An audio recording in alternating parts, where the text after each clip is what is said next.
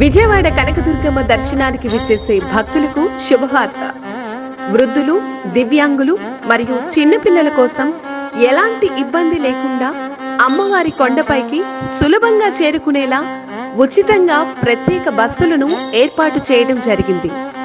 భక్తులు గమనించి ఈ అవకాశాన్ని సద్వినియోగం చేసుకోవాల్సిందిగా మనవి. బాగా సదుపాయం ఉంది, హ్యాపీగా పైకి వెళ్ళొస్తున్నారు. థ్యాంక్ యూ అండి.